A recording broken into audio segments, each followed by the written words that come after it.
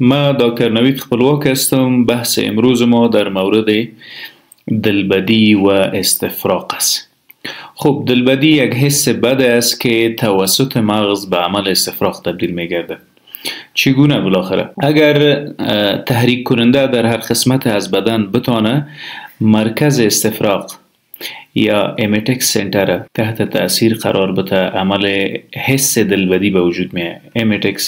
امیتک سنتر یا مرکز دلبدی و استفراغ ها در بخش از مغز به نام امیگدالا موقعیت داره. زمانی که هر تحریک کننده بتانه انگیزه های دلبدی را از قسمت های مختلف بدن خصوصا جهاز هاضمه بیاره، این انگیزه ها توسط یک سیستم دیگه به نام لیمبیک سیستم به مراکز از مغز انتقال می‌یابد که وظیفهش کنترل اعضای مختلف جهاز هاضمه باشه، میری، معده و پرده حجاب عاجز یا عضله حجاب عاجز که کانال هضمی را از جهاز تنفسی مجزا می سازه. خب زمانی که لیمبیک سیستم بتانه این انگیزه ها را به سربرال کارتکس، خصوصا نواحی که جهاز هاضمه را کنترل میکنه، برسانه، به اینجاست که حس دلبدی به عمل استفراغ تبدیل میگرده. خب چگونه این عمل صورت میگیره؟ این را واضح تر میسازیم. ای از میری، معده و امعای کوچک. اگر دلبدی سبب استفراغ بگردد، انگیزه ها توسط لیمبیک سیستم از امیتک سنتر به قسمت از مغز میرسه که وظیفه کنترل میری و معده و جهاز هاضمه را داره. خب چی اتفاق میفته؟ در جایی که میری و معده با هم وصل میشه، لور اسافگل سفنکتر، دهن میری به اصطلاح باز میمانه و عضلات معده ریلکس یا راحت و نرم میشه، پرده حجاب عاجز هم ریلکس و انترا ابدومینال پرشر یا فشار داخل شکم افزوده شده. یک تقلص قوی که در شکم به وجود میه سبب فلوت یا برگشت محتویات جهاز هاضمه خصوصا معده میگردد که این عمل به نام استفراغ یاد میکنه. استفراغات میتونه علتهای مختلف داشته باشه، هم انتانی و هم غیر انتانی و عفونی. خب میری میتونه توسط بعضی از تکالیف مزمن و حاد خود سبب دلبدی و استفراغ بگردد. بیشتر در میری عفونت ها و التهابات موجود در میری اسوفیگایتس میتونه دلبدی و استفراغات به وجود بیاره.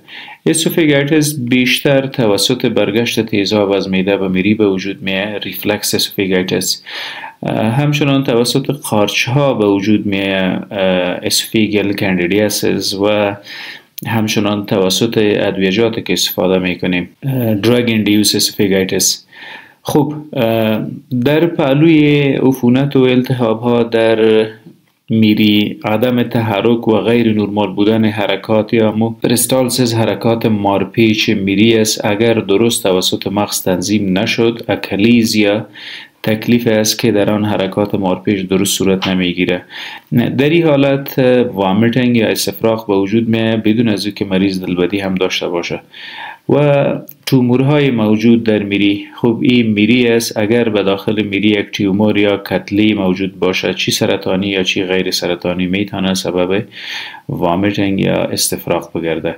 بیشتر مالگننسی یا کتله های خبیث در میری سبب دسفیژ یا بندش غذا و بیرون راندن مواد غذایی میگرده. در معده اساسی ترین علت برای دلبدی موجودیت عفونت ها، موجودیت التهابات است. بیشتر گسترایتس یا التهاب معده سبب دلبدی و استفراغ میگردد. این گسترایتس میتونه حاد باشه، میتونه مزمن باشه. گسترایتس یا التهاب مزمن بیشتر توسط میکروب به نام اچ پایلوری که خیلی مشهور است به وجود میاد که سبب دلبدی و بالاخره سبب استفراغ و حتی سبب زخم های معده هم میگردد. اچ پایلوری ها، اچ پایلوری میتونه ناشیا یا نازیا یا دلبدی رو به وجود بیاره. اگر عفونت بیشتر دوام کرد میتونه سبب استفراغ هم بگردد. اگر رنگ استفراغ جگری یا سرخ بود پس زخم هم در کانال هضمی خصوصا میری و معده مشکوک است که باشه. در پهلوی موجودیت التهاب و عفونت ها گستروپرسز یا کمبود تقلص و حرکات در معده سبب دلبدی و استفراغ می گردد که بیشتر صدمات به جهاز صدمه به مغز، صدمه به رگ‌های عصبی و موجودیت سایکولوژیکال دیساردر یا افسردگی ها و مشکلات روانی میتونه سبب گستروپرسز بگیرد. بیشتر زمانی که مریض نان میخوره، بعد از خوردن نان احساس گرنگی و پوندیدن معده میکنه یا به اصطلاح معدهشان دمش میکنه، آیسته آیسته دلبدی پیدا کرده و دلبدی سبب استفراغ میگرده. بعض اوقات مریض دست خود، انگشتای خود داخل گلوی خود برده و مواد بلع شده رو دوباره استفراغ میکنه تا از امو دمش و پوندیدنش رهایی پیدا بکنه. همچنان موجودیت السرها و زخم ها سبب دلبدی و استفراغ میگرده. بیشتر گستریک السر یا زخم معده که توسط اچ پایلوری به وجود میتونه سبب دلبدی و استفراغ بگرده. از اونجا از معده گذشته میایم به امعای بدن، امعای کوچک و امعای بزرگ. در امعای کوچک بیشتر ابستراکشنز یا بندش ها سبب دلبدی و استفراغ حاد میگرده. خب زمانی که ابستراکشن یا بندش در مسیر غذای هضم شده و بلع شده موجود باشه، بعد از خوردن نان، خصوصا بعد از چند ساعت، 1 ساعت 2 ساعت الی 3 ساعت، مریض مواد بلع شده را دوباره استفراغ میکنه. در این صورت موجودیت سی تی اسکن، اکس ری و التراساوند مهم است تا حداقل پیدا بکنیم که این بندش توسط چی به وجود آمده. بیشتر بندش ها در روده 2 مرجع داره، فانکشنال و میکانیکل. فانکشنال به این معنی که روده وظیفه خود درست انجام داده نمیتونه، مرض داره، مثلا IBD Irritable Bowel Disease که حاوی 2 تکلیف دیگه به نام Ulcerative Colitis و بیماری به نام کرون است. دی 2 تکلیف مخاط روده صدمه میبینه، اگر با هم بچسبه مجرا را بند کنه میتونه سبب بندش بگرده. میکانیکل به این معنی که در لیومن یا در مجرای روده چیز جسم میخانی که موجود است و سبب بندش گشته. بیشتر سقوط گالستون یا سنگ کیسه صفرا بر روده است و موجودیت تیومورها یا سرطانها در روده متاسفانه سبب دلبدی و بالاخره سبب استفراغات میگردد. خب در امعای بزرگ ما وامز انفستیشن یا موجودیت کرم ها، خصوصا اسکاریاسیس، سبب دلبدی میگردد. بیشتر زمانی که مریض طرف شب میخوابه آب دهنش میریزه. این یکی از نشانه های ابدامینال وام انفستیشن است که بیشتر در اسکاریاسیس یا کرم اسکاریس به وجود میاد.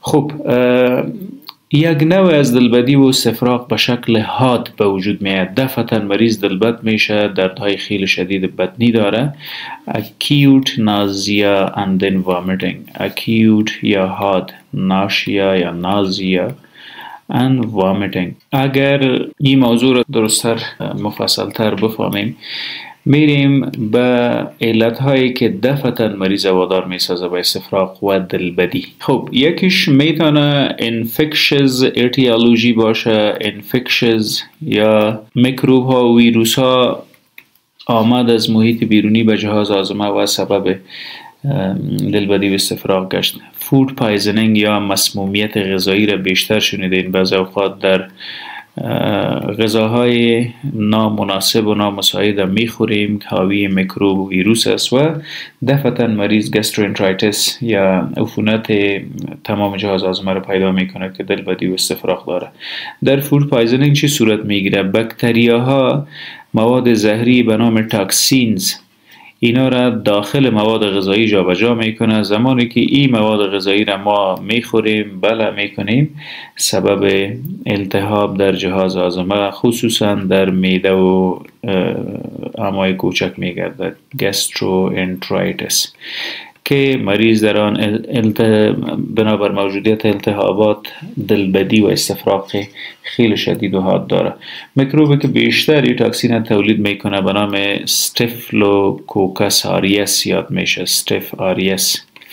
خب بیشتر روی میکروسکوپی نمیچسبیم، میریم به علت های دیگه که دفعتا سبب استفراغ و دلبدی میگرده. موجودیت عفونت و التهاب ها در میری که قبلا به او اشاره کرده، موجودیت عفونت و التهاب ها در میده میتونه سبب دلبدی و استفراغ بگردد. بیشتر در پپتیک السر، موجودیت زخم در معده و اثنای عشر، دلبدی به وجود میآید، آب ترش و تلخ به دهان ما میآید و بالاخره انجامش استفراغ است. در اکثریت موارد هماتومسیس یا موجودیت خون در استفراغ هم در این وضعیت دیده میشه.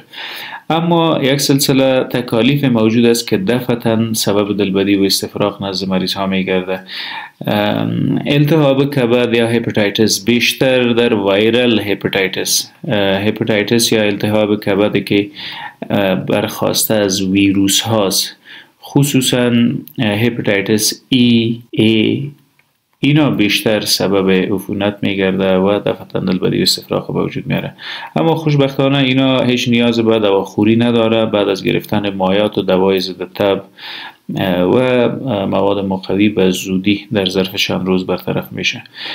موجودیت عفونت و التهابات در چینل های صفراوی و کیسه صفرا دفعتا سبب تب خیلی شدید، های گرید فیور، و این تب همراه با لرزه است. تب خیلی شدید، لرزه، درد استخوان، اینا در مریض موجود می باشه. وقت التراساوند میکنه میبینه که عفونت کیسه صفرا موجود است، دفعتا سبب دلبدی و استفراغ میگردد. همچنان موجودیت عفونت و التهاب در غده پنکریاس که اکیوت پنکریاتایتس یا عفونت حاد غده پنکریاس میتونه دلبدی و استفراغ به وجود بیاره. اما درد خیلی شدید داره، درد در ناحیه اپیگاستریوم یا می ناحیه که به نام قسمت معده مسمى و مشهور است. این درد مستقیما به پشت ما، به کمر ما سرایت میکنه و کتش مریض دلبدی و استفراغ خیلی شدید داره. اما برعکس در عفونت و التهاب‌های کیسه صفرا با وجود که تب سوزان و خیلی شدید موجود است، مریض لرزه و خنک میخوره، درد بیشتر اوقات به شانه راست ما و پشت شانه راست ما سرایت میکنه که این دردا میتونه غده پنکریاس و گال بلادر یا کیسه صفرا را از هم مجزا بسازه. به هر حال اگر با این وضعیت روبرو هستیم، بهتر است علت معالجه بکنیم. اگر علت در اسافیگاس یا در میری است، عفونت میری را می توانیم توسط معالجه علت عفونت برطرف بکنیم. اگر ریفلکس اسوفیگایتس موجود است، یعنی تیزاب برگشت میکنه به دهن و میری، بیشتر گرد یا گاسترواسوفیگال ریفلکس باید معالجه بکنیم. برش بهتر است از اومیپرازول و رنیتیدین و دمپریدان از اینا استفاده بکنیم. در بعض موارد استفراغات باید دلبدی و استفراغ باید خیلی جدی و به زودی پیگیری شود. اگر استفراغ برخواسته از عفونت و التهاب کیسه صفرا باشه یا از غده پنکریاس باشه، باید به زودترین فرصت معالجه شود و نه وضعیت طاقت فرسایی را به وجود میاره. اگر دلبدی و استفراغات ما مزمن یا کرونیک است، از سالها به این طرف دوام کرده که بیشتر از اینا هم برخواسته از کرونیک نازیا without vomiting، دلبدی که سالهای سال مریض داره ولی اکثریت اوقات به عمل استفراغ تبدیل نمیشه، اینا سایکوژینیک است، برخواسته از افسردگی و تشوشات روحی و روانی است. ممنون، تشکری بود موضوع امروز ما.